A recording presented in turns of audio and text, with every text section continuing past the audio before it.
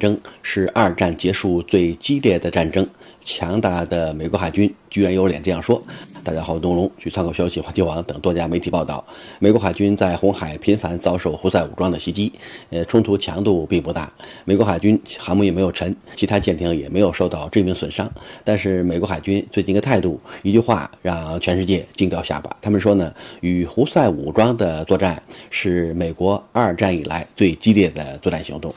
如果之前穿拖鞋拿轻武器的胡塞武装，甚至没有1吨排水量的胡塞武装能够让美国海军感受到如临大敌，而且是二战之后最激烈最残酷的作战，那说明呢，美国海军这个强大估计得倒着写啊。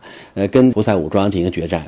和胡塞武装进行对弈，绝对优势啊。那全世界还没有一个强大的海军国家对于排水量失灵的这支作战部队在海上表现出过如此空前的困惑，也说明呢，在胡塞武装非对称海战的作战下，美国海军传统作战能力所形成的优势啊，在红海地区好像并不明显。美国人说，每天都有打不完的无人机、成群的弹道导弹，包括其他武器装备向美国海军袭来。所以美国啊讲这个话呢，我估计有这么几个原因。首先是游击性的打击行动让美国苦不堪言。你看胡塞武装没有打沉美国航母的能力，没有打沉美国驱逐舰的把握，但是天天打。这种骚扰性的攻击行动，就等于美军进了阿富汗啊！你想睡觉门都没有。只要你的基地进入休整状态，迫击炮弹、火箭弹，包括其他的作战行动会此起彼伏啊！所以这种打击行动没日没夜啊，也没有个交战规则，也没有时间节点，所以美国海军是忙于应付、疲于应付。本来想喝个咖啡啊，抽个雪茄，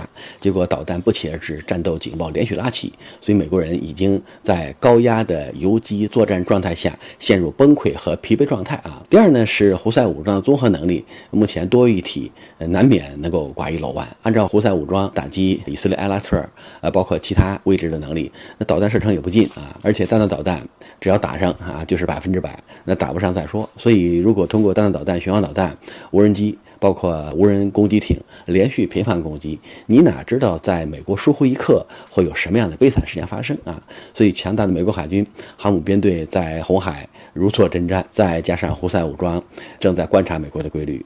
正在把美国作战的编队包括行动进行仔细分析。如果下一步按照打沙特啊，或者是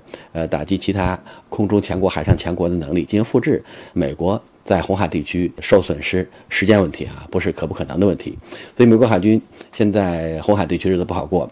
实际上还是舒适惯了。像之前无论是在二战，包括其他作战行动，打完以后至少能够歇几天啊，有喘息之机。胡塞武装的打击方法是全力压迫，让你没有喘息之机，让你没有休整时机。你想在战斗间歇保持一个休息状态不可能，所以你每天都是高度疲惫、高度紧张。这样呢，在于多层次火力打击之下，耳边呢都是战斗警报频繁响起所构成的耳鸣声音啊，所以这个让美国海军苦不堪言。所以也难怪嘛，美国海军啊之前这个待遇好、条件好、什么都好啊，住在海上堡垒上啊，几乎是奢侈的海外旅行。那么现在胡塞武装根本不提供所谓的这些条件，频繁攻击、连续攻击，所以这种无人机天天来，导弹天天到啊，然后呢各种战斗警报，包括其他的作战行动此起彼伏，美国海军啊估计离崩溃不远了。所以强大的美国海军如果针对胡塞武装、针对脱协军讲出了二战以来最严重的海战、最激烈海战，